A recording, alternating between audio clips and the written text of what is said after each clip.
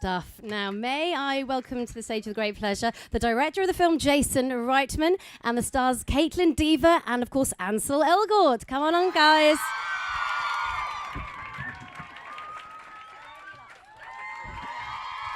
Welcome, guys. Take a seat wherever you feel like. There's one or two fans in the audience by the looks of it. Yeah, here we are. Are we going to be able to hear ourselves talk? That is a wonderful welcome. How very sweet. So you're all gorgeous and talented. We've established that. Well done, by the way, on a fantastic film. I saw it last night at the premiere. Did you all have fun at the premiere? Yeah, duh. Yeah, we had a lot of fun. Good times. Did any of you guys come to the premiere last night? Awesome. Thanks for coming. Quite a few. Jason, let's try and start calmly with you, if you can stop laughing. Or shall we not? Just ask him questions. Well, whoever would like to answer first, what appealed to you about the film? Because obviously it's such a topical, fascinating subject. Kaitlyn, Ansel, maybe? You want to take it, Kaitlyn? Well, what appealed to me when I read the script was how real and honest it was, and how, especially for the teenager roles in the movie, it seemed very much like a teenager was actually talking.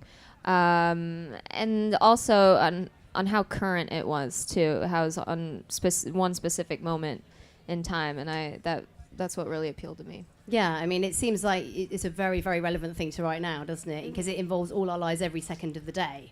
So could you both tell a little bit about your characters before we look at a clip, and then we'll get people a bit more of a feel for what your characters are going through? Yeah, my character, I play a guy named Tim. He's 15. He used to be the star of the varsity football team, and then he stopped playing football because his mom left him and his dad behind and she doesn't really call him anymore. She just keeps in touch mostly through Facebook, and he's become addicted to an online role-playing game.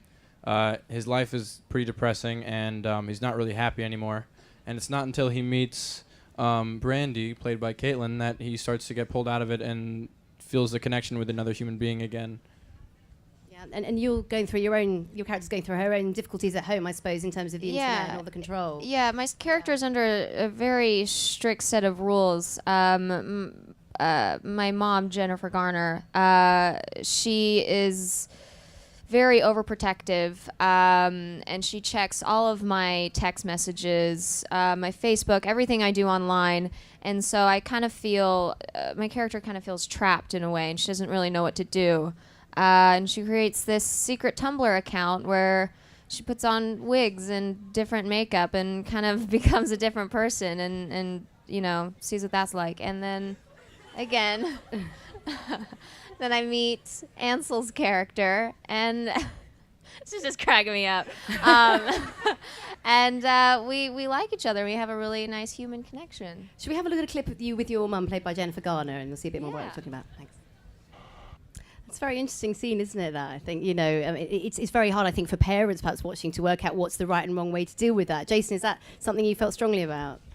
Look, it's a really tricky moment. I'm a father. I have a 7-year-old daughter, and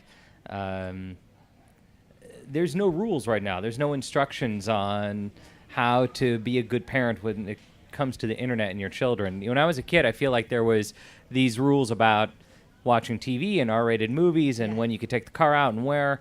And I have to just hope that I'm importing enough self-confidence into my daughter that she doesn't go looking for it in the wrong places. Yeah, it's interesting. I mean, a lot about the film is not just about the bad side of the internet, but the good side. I mean, your character, for example, Ansel, you find solace in talking to other people, don't you? Like the gaming community. Yeah, I mean, I think that's, a lot of people have said, oh yeah, this movie says the internet's bad and everything's bad, but it's not. In my case, he finds the only friends that he has are on the internet, and the only way he can feel like people care about him is on the internet. So he plays this role-playing game, and he has his friends on the game, and he hangs out with them every night, whether or not it's actually him as the character. It's not actually in real life, but he feels like he's hanging out with someone, so it makes him feel a lot better. Is that something you could relate to with your own experience? Yeah, I mean, I used to play role-playing games when I was in middle school. Uh-huh. I played Diablo, and yeah, and yeah, I had some friends that I would always meet up with You and are play. simply adorable. You're adorable, Jason. Aw. Isn't he adorable, guys?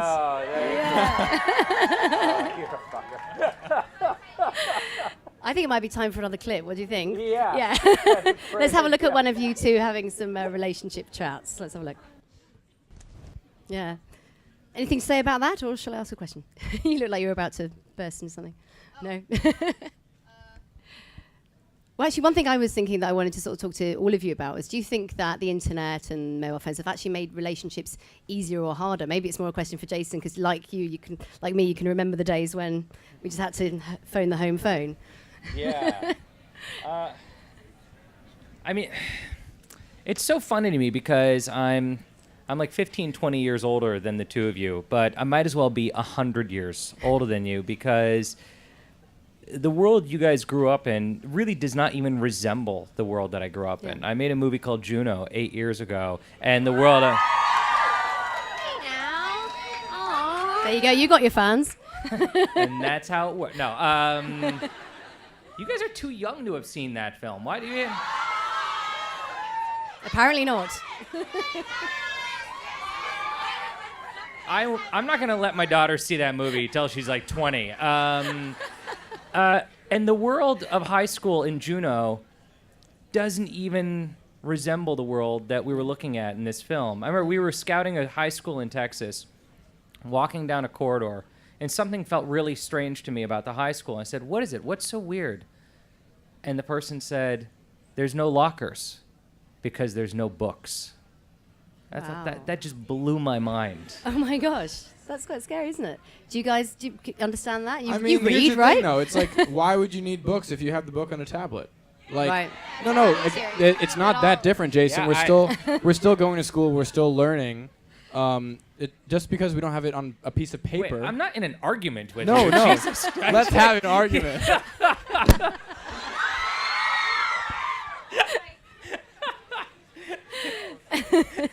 Oh, you've broken the mic now. Brilliant. Did you just Chris Rock your microphone? Is that it? Yeah. No, but I think it's a, just because, thank you. Just because it's not on paper, I think, the world is still a very similar place, and we're still going to school and we're still learning and et cetera, and I don't think it's that different. You're right in that underneath it all, things continue to be the same. That while it's somehow the location is changing, but underneath everything is the same. I mean, that's why the movie kind of ends with the two of you holding each other. And he's dead.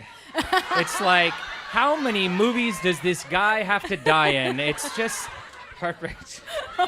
I don't die, don't worry. I mean, maybe I do. Yeah. Let's leave it open. Actually, on that note, how does this differ from your previous roles? If I talk to the two actors there, very different characters for you. Yeah, because I normally play like troubled teens with a lot of issues. I mean, you're kind of troubled in this movie. I'm a little, but it's a lot toned down. I think I played the troubled teen really well. Yeah, why don't you ever get to play someone who's troubling somebody else? That's next. I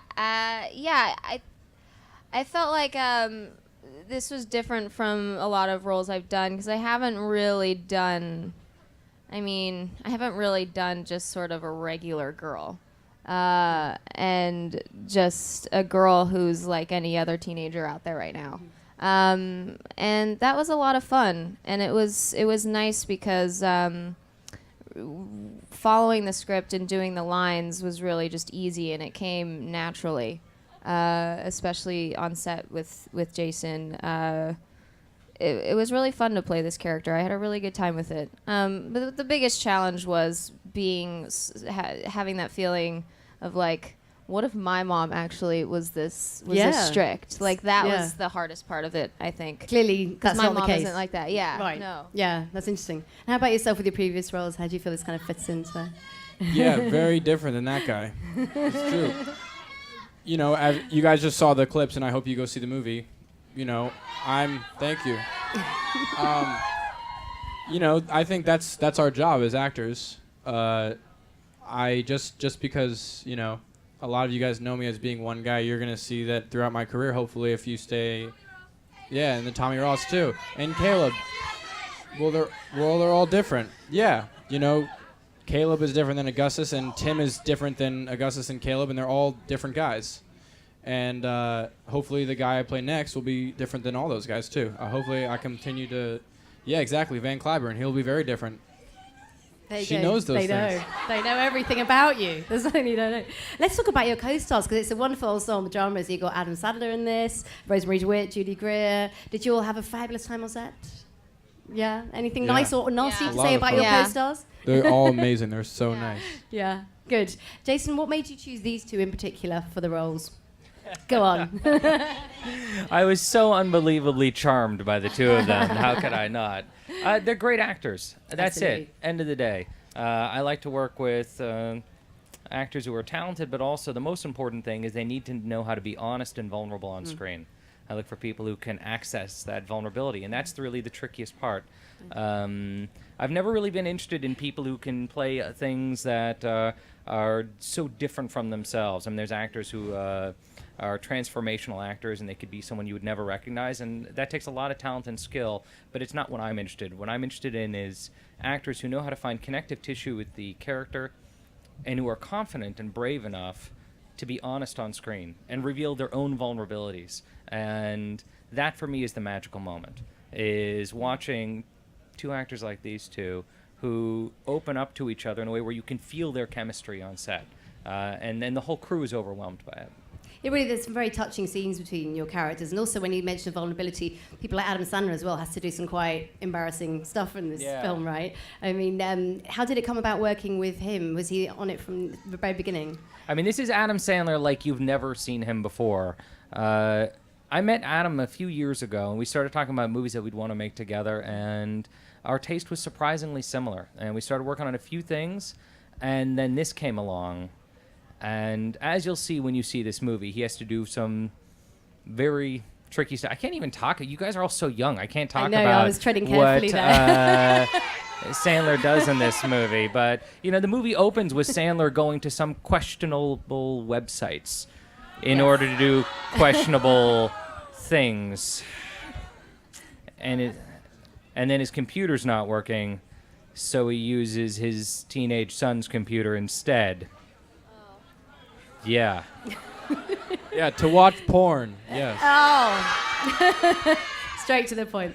And it's a lot about the relationship between him and his wife as well, of course, because, you know, this is this ironic scene where they're both sitting there, but both on their phones and their computers, not actually talking to each other, right? Is that something that you guys think is an issue sometimes, you know, when you're sitting there both not talking to each other? Yeah, I mean, I think that, especially what this movie says, is that human connection is what's important, and sometimes we do use our phones a little bit too much. Sometimes I sit at dinner with my friends and say, hey guys, let's all turn our phones on airplane mode and take a break and just enjoy each other's company. And there's nothing wrong with phones, and there's nothing wrong with the internet and social media, but like, to be on it all the time isn't good, you know, because sometimes it's nice just to live in the moment. And I hope that some of you guys do that sometimes, not always on your phone. You know, I try not to do it all the time. School guys, yeah, exactly. They don't let you use it at school? Oh, surprise me. What about Twitter? Because, I mean, you're all involved in Twitter now, aren't you? How often a day do you spend, you go onto Twitter and check it? I tweet every once in a while. And, you know, I'll go on a couple times a day. I don't know. I'm not obsessed with. I think Instagram and Twitter are the most ones I use. But yeah, I like social media, and it's a fun thing. But I'm not too obsessed with it, I have to say. How about the rest of you? Care to comment on Twitter? You're being very reticent there, Ansel. You tweet. I tweet every once in a while. I'll tweet like once a month. I'll be like, that's not enough, Jason. I think I need to tweet. No, you know what? It's funny. Back in 2009, 2010, before most of you were born, I I gotta start making some old jokes. Yeah, exactly. I spent about a year or two where I was very active. I was tweeting multiple times a day and tweeting with people who were following me, and it was a really interesting experience. But by the end of it, for whatever reason, I felt too exposed. I felt it was a little too public, and I pulled back. But you got to remember, you guys grew up with this, and this something that has kind of become a part of my life, and it's still fun. I get to promote really cool things, and every once in a while, I'll get drunk and tweet something stupid. But I think about a few weeks ago, I was watching Predator at midnight drunk, and I tweeted something about if we could see the world the way the Predator did. I don't know. I was having a moment. That sounds profound. Never drunk tweet. That's my motto. You obviously have a big Twitter following. Some of whom are Why here. are they gonna cheer? Is it a nice way to interact with your fans? Do you find it helpful? Yeah. I like to tweet maybe a couple times a day and say something, or I tweeted before hey guys, I don't know if are any of you here. I'm just curious. It's actually interesting to me. Or did any of you guys not know about this, and then because I tweeted, come here? Look, that's what's cool about Twitter. There. See, that's checked awesome. on the website. And that is the cool thing about Twitter. Yeah. Twitter. So then now you guys are here, and you might not have known before. So Twitter is very instant news, and I can say, hey guys, if you want to come see me, I'm at the Apple Store right now. I mean, I'll say this. I use Twitter as a news aggregate. So if something is happening, True. I've been in traffic where I'm Yes. I don't know what's going on. Why am I stuck in traffic? And Yeah. I'll search Twitter for, Hollywood and Vine or the 101 freeway and Yes. find out. And 10 people have already said, oh, yeah, this is what's happening on the freeway. That's why you're stuck in traffic. Yeah, it's great for local news. That's probably Yeah. what we do with Twitter. But talking more about the experience of making the film, it's quite funny as well as it's dramatic. Did you have a laugh on set? Were there any scenes where you kind of had a bit of giggle, or did it all feel pretty? Well, it's funny because Ansel's character is supposed to be so down and so sad. And, I mean, look, even when he starts thinking about smiling, it's like the luminance in the room goes up by 10. And there's his teeth. That's it. You're done. So we had to try to not make Ansel smile or laugh, which is a very tough thing to do. Really? Okay. Yeah, smiling already. That is quite tough. Yeah. I know you're smiling. Big grin. All right, ask the next question. What was your favourite scene the two of you did together in the film, without giving any spoilers away? There's a really nice point. It's not even really a scene; it's just a shot, and it's clear that she snuck out under her crazy mom's wrath, and we're underneath this waterfall in this water quarry, and it's gorgeous. Quarry action. It's really, really gorgeous. It's a beautiful shot, and we're just lying there, and not on our phones or anything, just enjoying the moment together. And it's beautiful. Did filming this make you? I mean, we touched a little bit on, isn't it good sometimes to put down your phone and not have a chat? But did it make you behave differently after exploring the issues in this film? It wasn't until I saw it, actually. After I saw it, I was like, I'm not gonna look at my phone tonight for a little bit. But also, Jason told us before we started shooting, he was like, well, maybe not Instagrams, so much during the shoot, and just enjoy the experience of being with each other and enjoying the moment. It was kind of after that where I was like, that was kind of nice, because we didn't Instagram that much on the set, right? Yeah, there's 8 young actors in the film. And I told them all at the beginning, look, this is going to be a really special experience. I think this is going to be a filmmaking shoot unlike any one you'll ever have in your life. The 8 of you are here in Austin, Texas. It's a great town. Just for the next 2-3 months, don't text about it. You could don't tweet about it. Don't Instagram about it. You could Instagram, tweet other things. But make this experience private and just yours, something that belongs to just the 8 of you. And I think it's one of the reasons that the bond between the 8 of you was so strong. I've never seen a cast come together like the 8 of you. And if any of you were doing something, you were doing it all as a group. You were all going to barbecue together. It was awesome. So the film is about human relationships, and you're kind of cultivating that, I guess, while you were filming. Yeah. Well done. Let's talk about what you're all up to aside from this before we cut to the audience. Jason, what are you working on currently? Solo.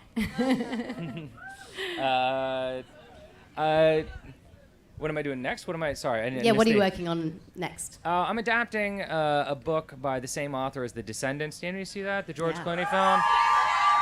So the author is a great author named Callie Hart Hemmings, and she has a new book called The Possibilities, and I'm adapting that into a screenplay. Excellent. Sounds good. Kaitlyn? Right now I'm just, looking for the next story to do, I guess. I just finished a movie called The Greens Are Gone. It should be coming out soon. But yeah, I'm just at the moment just reading scripts and deciding what's next. How do you juggle the studying? And I've got Laggies. Laggies is coming out. It's called soon. Say When over here, I think. Yeah. It's something different. It's called Say When. It's with Keira Knightley and Chloe Moretz. That's coming out too. Yeah, it's a good film. Congratulations. I saw thank it. you. It's very good. Yeah. And fill us in. I just finished filming the second Divergent movie. Wow. I knew that was gonna happen. And yeah, I'm just sort of like waiting for the next thing that really, really interests me film-wise. And otherwise, I'm just making music every day. Yep, and solo. Yeah. Well, maybe we should hear a few questions from this rather enthusiastic audience. What do you reckon? Now, please wait for the microphone to come over to you. I'm going to leave it. We'll have someone in the front row, please, first of all. Thank you so much. Questions for everyone, if possible. Hi, my name's Lily. This is Shannon. If you weren't successful, all of you, do you think you'd be the same person as you are today? Good question. That's a great question. Yeah, go for it, That's guys. a really interesting question. Thank you. Anyone catch She's on to asked it? what she asked if we weren't successful, we would be the same people. I don't know if I would. I don't know. It's tough to say. It's hard to determine. Yeah.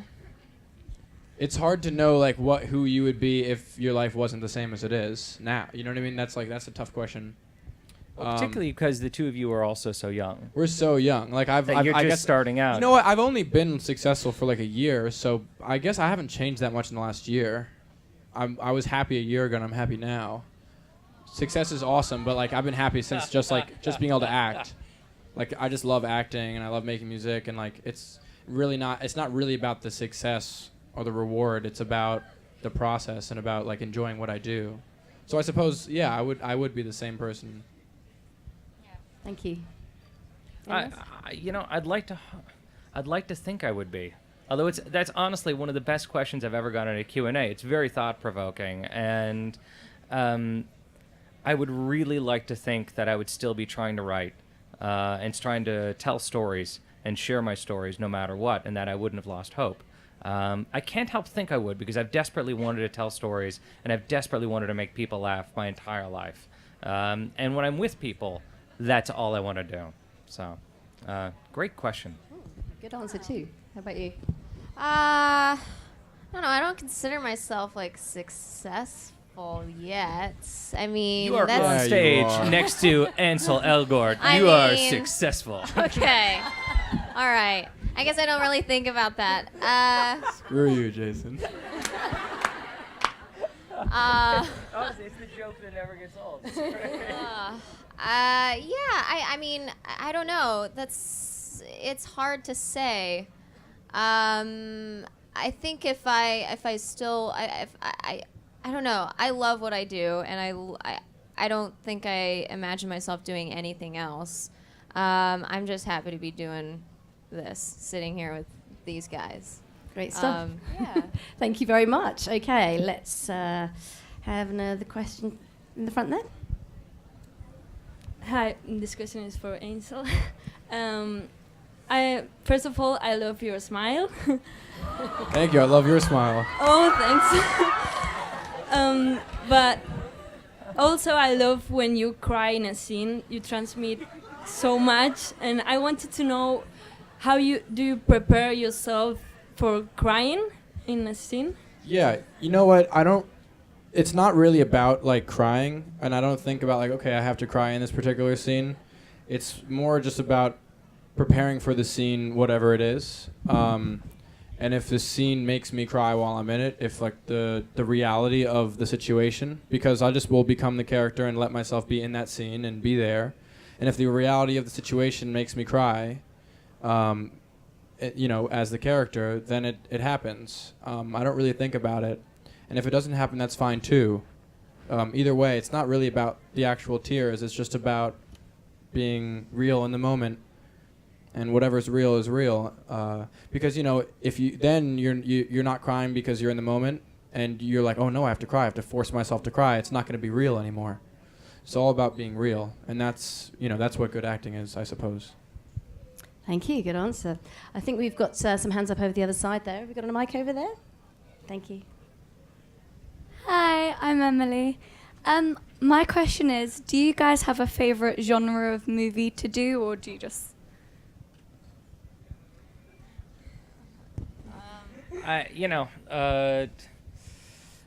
I like making independent films. I like making movies that are kind of a little left of center. So I grew up on these movies that came out in the 90s that were all Sundance films, films made by guys like Quentin Tarantino and Paul Thomas Anderson and Spike Jonze and Alexander Payne. And these are the guys who really made me want to stop being a film fan and instead be a filmmaker. I like doing drama and comedy. I don't know. I find something sci-fi. Oh God. I don't know. I like switching around, so I can't really decide on one. I love doing different. I'm very scatterbrained. That's good. Versatile. Yeah. And yourself? I don't know. I like anything, but to be honest, I don't really like scary movies. I'm kind of a scaredy cat. I hate watching them, and luckily my parts in Carrie weren't too scary. Great question. Thank you. All right. There's some more kind of in this row here. Lady there. Thank you. Oh my God. I'm Layla. All my life I've wanted to be an actress ever since I was about 4 years old. What would you say to me in order to get there? I would say if you want to do it, you have to just work really hard at it and go to class and be driven and devoted. And then probably, if you get to set and you work with an actor, you shouldn't freak out about it, So take some time, to get over it, and you're welcome. It's good advice. Thank you. Maybe someone in the second row here. Thank you very much. Pass the mic down. Thank you very much. It's to Kaitlyn and Ansel. When did you realize that you wanted to go into the acting industry? I was really little, and my parents told me that I asked when I was 6, when I started asking if I could go to acting classes, and I don't quite remember that, but then it was around 9 years old where I really started asking my parents if I could just do something in acting. I thought you could just do acting. And I remember saying, Mom, Dad, I'm going to get out a phone book and call an agent. Just call him up. They were like, all right. So I started doing acting classes at 9 years old, and then it was kind of on from there. Thank you. My sister was a ski racer. And wow, you know my sister's name. That's crazy. That's not creepy. I'm just kidding. And we used to drive up to Vermont, and it would be 5-hour drives, and we'd listen to musical theater in the car, and we'd sing in the back of the car. So we listened to Oklahoma, The King and I, a bunch of musicals. And not now. I think they want you to sing, Ansel. Oklahoma, where the wind goes. Anyway, so then I would sing them, and I started to love singing, and then singing turned into singing and musical theater, and then it turned into theater and ballet and a lot of stuff. And then I realized that I wanted to be a performer, and then straight acting came out of that. Great stuff. Thank you. Okay, another one over there, please. Thank you. Hi. First of all, Jason, I've been a huge fan I think perhaps I watched Thank You for Smoking when I was too young, but it was one of the first movies that made me fall in love with cinema, really. Oh, wow. What a sweet thing to say. Thank you. Yeah. So I was wondering for Kaitlyn and Ansel if you have a favorite movie of Jason's. Good one. Juno. It's my favorite. I like young adult. Yeah, great movie. Both great movies. Yes, excellent question. Thank you. Okay. Perhaps more towards the front. Thank you. Pass the mic down. Thank you. Very kind. We wanted to ask all of you together if, like, you could choose anyone you could work with in the world, who would you choose? Wow. Anyone I could work with in the world. I don't know. It'd be a lot of people, but I think, especially because I'm in London right now, I would really like to act opposite Christian Bale. He's really good. Yeah, no kidding. Good choice. That's so hard to answer. Go British. Go British. Yeah. I don't know any British. Well, you've already done Keira Knightley, haven't you? So you've acted with I her, love yeah. Eddie Redmayne. Ah, there you go. No, But no. But no. No. I don't know. There's so many actors. I really love Sandra Bullock and Joaquin Phoenix. Those are some of my favorites. I'm going to stick British. I'm going to go Tilda Swinton. Oh, brilliant. Oh. I'd love to see you directing Tilda Swinton. That would be Yeah, great. me too. I'd be a little let's make that nervous, but happen. yeah. Yeah. Excellent. Okay, good question. I don't know if we got mics close enough to you guys at the back there, but if we can get someone towards the back there, please. That would be great. Thank you. Hi, I'm Kylie. I wanted to know if you could have any superpower, what would you have? How did all the Americans get here? That's what I'm confused I don't know. by.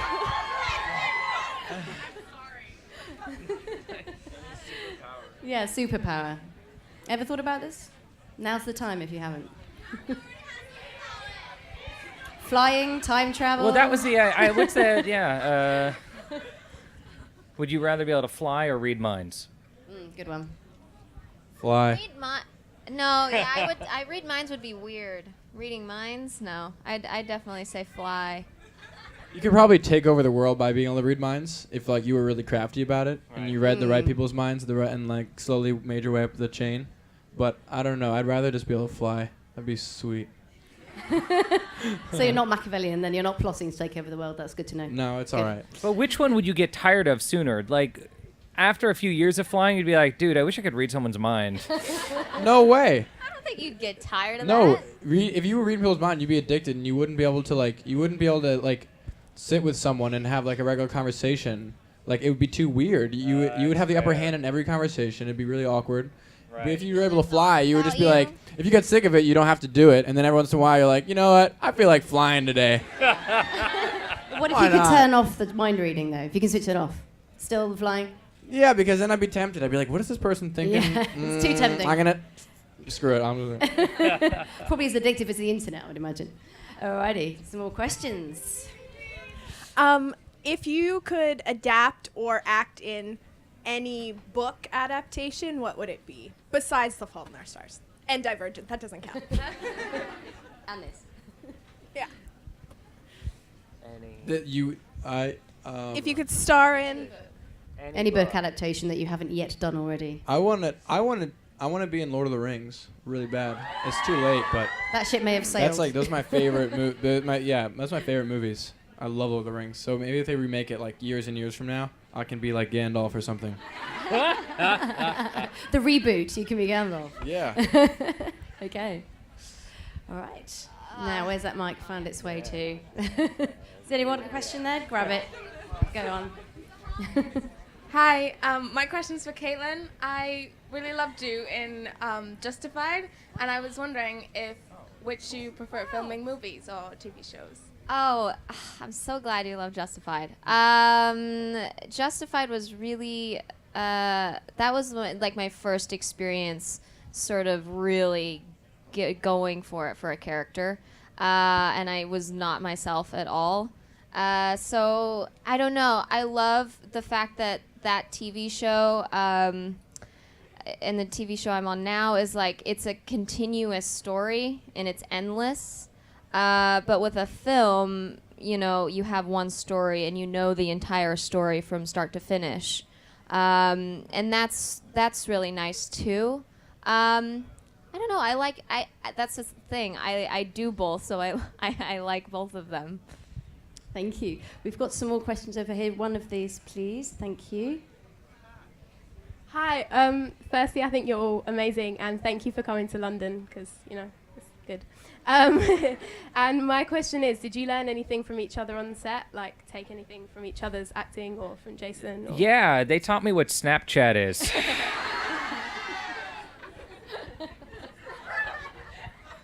Did you guys learn anything from each other? Or from Jason? Hopefully you learned something from your wonderful director. Yeah, Christ, come on. Oh, from Come on, Jason? think of something. Yeah. Yeah. Yeah. Yeah. I learned something. Yeah. Okay, so he gave me some really great piece of advice at one point. We had a lot of like more serious lines. And he would tell us, we would, be saying our lines, and he would tell us to just not make the words heavy. They're already heavy on page. If you just let them go and you just speak the words, then the audience is gonna know what you're feeling. And that was a really good. I'm gonna take that with me forever. Oh, good advice. Yeah. Yeah, I remember Jason was just like, you don't have to do anything. Like you have the character, and like just say the words as the character. Don't worry about it. Don't do anything. Just don't do anything. Yeah, great. Thanks, Okay, for our final question, there's a girl in the front row who had her hand up with a stripy top. Sorry guys, one left. Hi. I wanted to know if you could be the main character in any movie, what would you be? In any movie, the main character. Willy Wonka. Willy Wonka. Good one. Audrey Hepburn in Breakfast at Tiffany's. Elegant choice. Well, we've said Lord of the Rings. I want to try to be, when I'm older, Marlon Brando in The Godfather. It's Very crazy good. how much you look like a young Brando. He actually does. He does. Yeah, I never mean, thought when you're about not making that face. Well, on that note, I'd like to thank all three of you very, very much for coming. I'd like to thank Thank all you. of you Thanks for for coming. having us. Go see every second of the day. So, could you both tell a little bit about your characters before we look at a clip, and then we'll get people a bit more of a feel for what your characters are going through. Yeah, my character, I play a guy named Tim. He's 15. He used to be the star of the varsity football team, and then he stopped playing football because his mom left him and his dad behind and she doesn't really call him anymore. She just keeps in touch mostly through Facebook, and he's become addicted to an online role-playing game. His life is pretty depressing, and he's not really happy anymore. And it's not until he meets Brandy, played by Kaitlyn, that he starts to get pulled out of it and feels the connection with another human being again. And you're going through your character's going through her own difficulties at home, I suppose, in terms of the internet and all the control. Yeah, my character's under a very strict set of rules. My mom, Jennifer, felt strongly about. Look, it's a really tricky moment. I'm a father. I have a 7-year-old daughter, and there's no rules right now. There's no instructions on how to be a good parent when it comes to the internet and your children. When I was a kid, I feel like there was these rules about watching TV and R-rated movies and when you could take the car out and where. And I have to just hope that I'm importing enough self-confidence into my daughter that she doesn't go looking for it in the wrong places. Yeah, it's interesting. I mean, a lot about the film is not just about the bad side of the internet, but the good side. I mean, your character, for example, Ansel, you find solace in talking to other people, don't you? Like the gaming community. Yeah, I mean, I think that's, a lot of people have said, oh yeah, this movie says the internet's bad and everything's bad, but it's not. In my case, he finds the only friends that he has. Stuff. Now, may I welcome to the stage with great pleasure the director of the film, Jason Reitman, and the stars Kaitlyn, Diva, and of course Ansel Elgort. Come on, guys.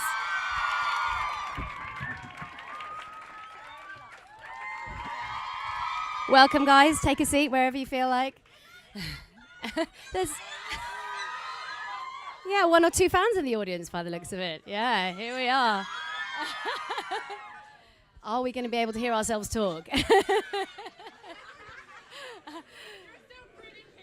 That is a wonderful welcome. How very sweet. So you're all gorgeous and talented. We've established that.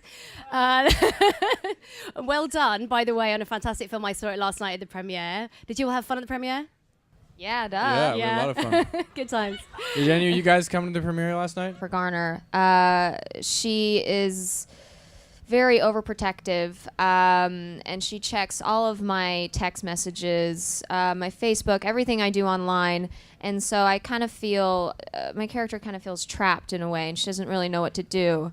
And she creates this secret Tumblr account where she puts on wigs and different makeup and kind of becomes a different person and you know, sees what that's like. And then, again, then I meet Ansel's character, and this is just cracking me up. And we like each other. We have a really nice human connection. Should we have a look at a clip of you with your mum, played by Jennifer Garner, and we'll see a bit more what Yeah. we're talking about. Thanks. It's a very interesting scene, isn't it, that? I think, you know, I mean, it's very hard, I think, for parents perhaps watching to work out what's the right and wrong way to deal with that. Jason, is that something you felt? Awesome. Thanks for coming. Quite a few. Jason, let's try and start calmly with you, if you can stop laughing. Or shall we not? Yeah, just ask him questions. Well, whoever would like to answer first, what appealed to you about the film? Because obviously it's such a topical, fascinating subject.